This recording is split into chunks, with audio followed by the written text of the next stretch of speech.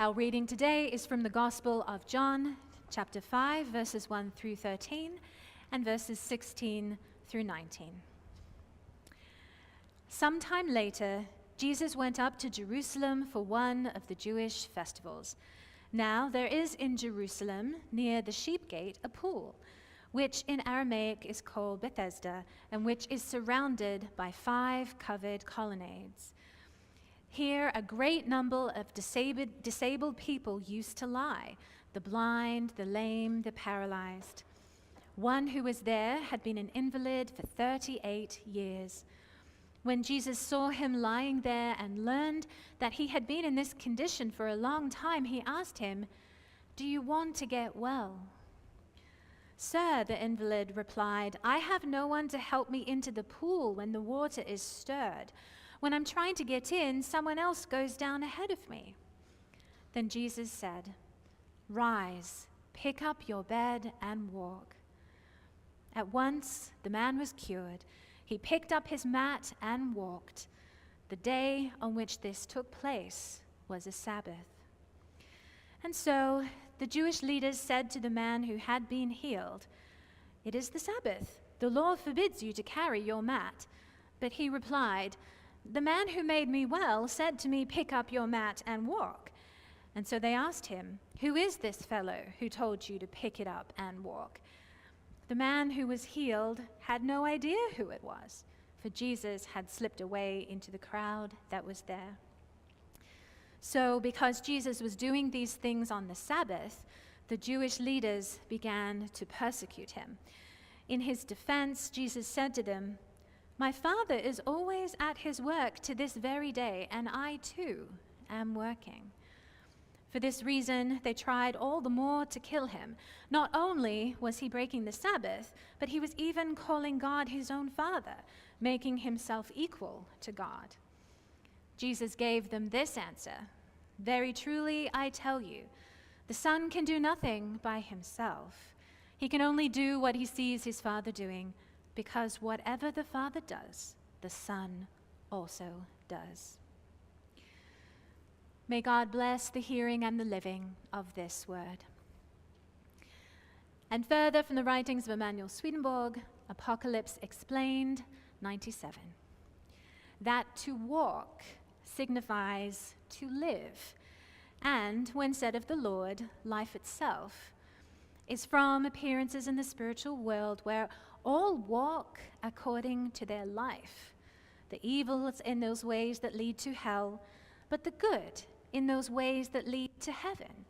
Therefore, all spirits are known there from the ways wherein they walk. Ways are really seen, but by the evil, only the ways that lead to hell, and by the good, only the ways that lead to heaven. By this means, everyone is brought to his own society. It is from this circumstance that walk signifies to live. So, my friends, today we continue in the Gospel of John with a healing miracle, as we heard.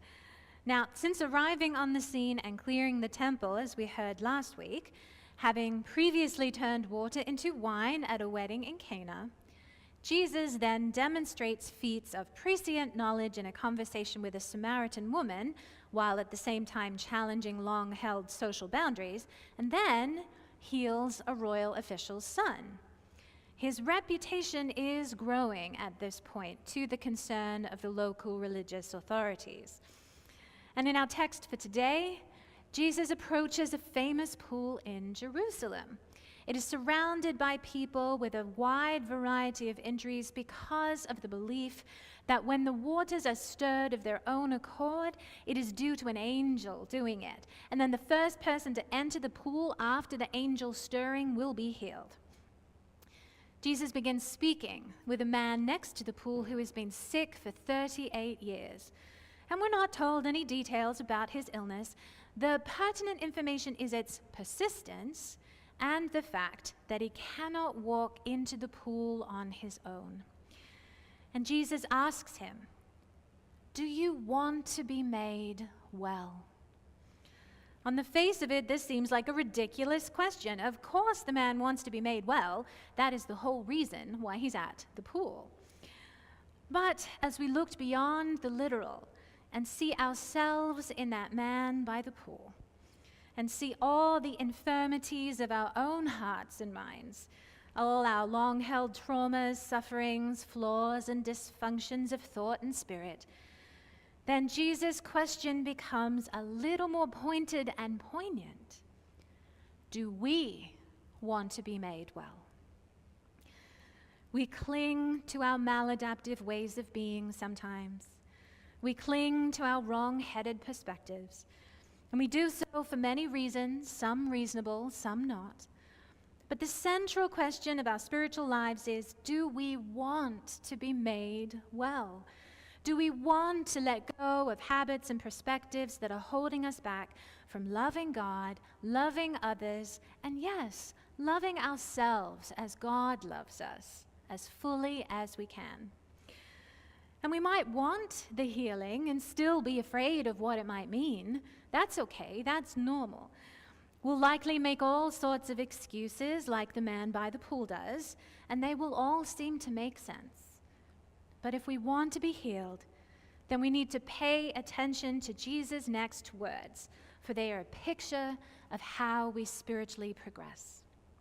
Rise, pick up your bed, and walk. So first, Jesus says, rise. We human beings have been given consciousness and rationality, and crucially, we have been given the ability to understand things separately from how we feel about them. It's not easy to do so, and very often we refuse to do so, but I think we've all had the experience of knowing the right thing to do, even if our own personal desire is not to do it. Knowing that we need to do the dishes but not wanting to do them, knowing we need to have a hard, honest conversation and not wanting to do that, returning a wallet that we have found to its owner or the police, even if the cash inside would be so helpful. We consider this developing ability to understand that there are some things that are right and good that are beyond what we might personally want to be a sign of maturity.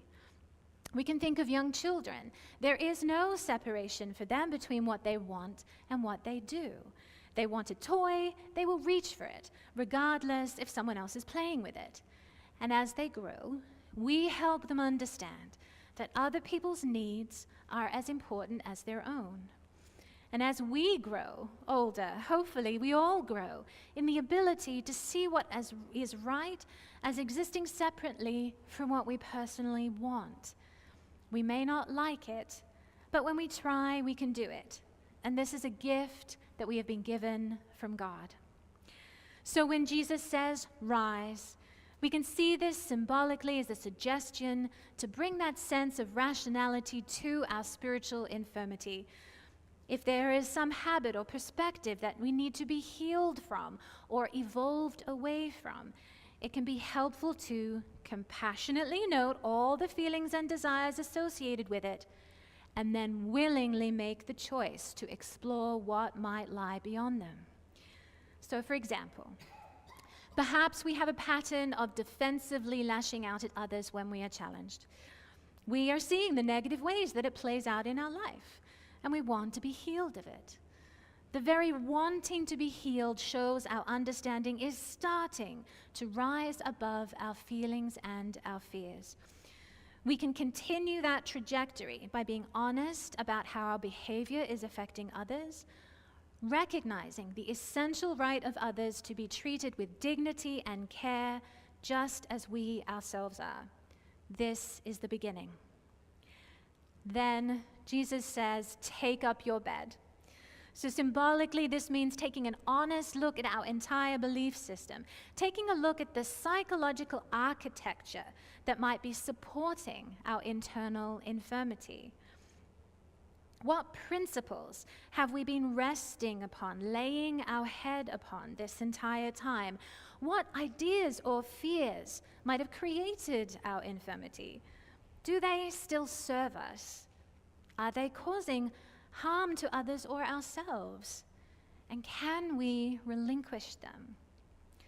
So, for example, what beliefs are underlying the feelings of fear that might lead to defensive or unkind behavior?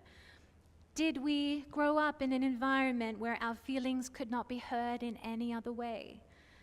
Does being defensive feel safer and more powerful than being truly honest? What are we afraid might happen when our true feelings are expressed? Gentle and compassionate reflection can untangle the web of adaptations and protections that we have built in ourselves over time. And this is what Jesus means by saying, take up your bed. And finally, Jesus says, walk. Insight is crucial, and so is follow-through. We heard in our Swedenborg reading about the symbolism between the way that we choose to walk and the quality of our spiritual life.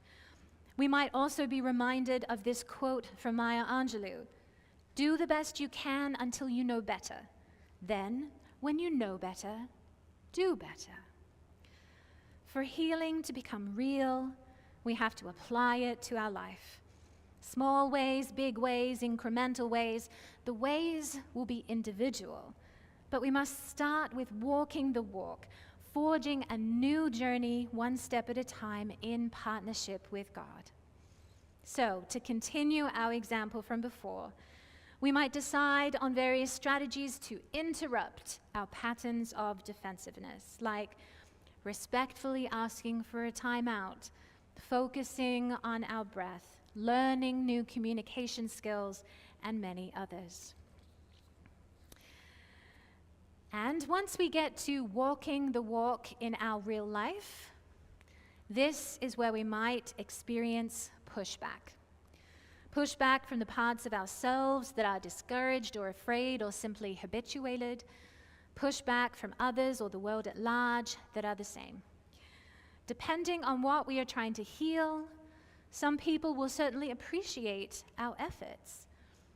But in the places where our changes interrupt toxic patterns of power and identity, there may well be tension.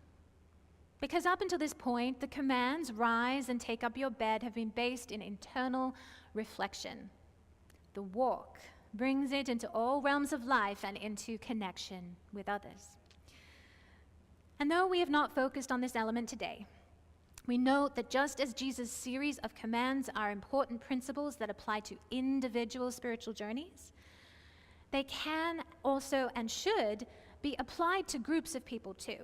Fellowships, institutions, countries.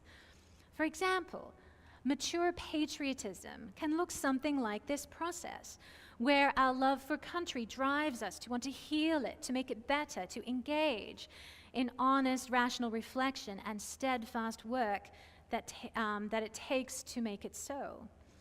We can want to heal ourselves communally as well as individually, but we should expect the pushback both internally and externally. And we see this reality reflected in the text with the reaction from the Jewish authorities, who objected to the man carrying his mat on the Sabbath, as this constituted forbidden work. Now, a side note must always be made here to avoid anti-Semitism.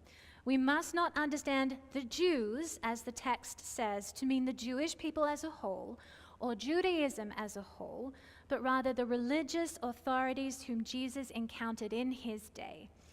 Any critique that Jesus levels at those religious authorities of his day applied just as well to the religious or other authorities of our day, regardless of tradition or creed, not to mention, of course, the way such a critique applies to our own internal processes. With authority comes power, and with power comes a desire to hold onto it. And yet, our God is always pointing us towards new possibilities, and such things cannot be encountered when we are desperately holding on to power. The healing of the man and the possibility of his new life should have been the focus, and yet how often Are we distracted by convention and habit, a devotion to the right understanding, or gatekeeping around who belongs? As this picture of healing unfolds inside and outside of us, we hear from Jesus, "My Father is always at his work to this very day, and I too am working."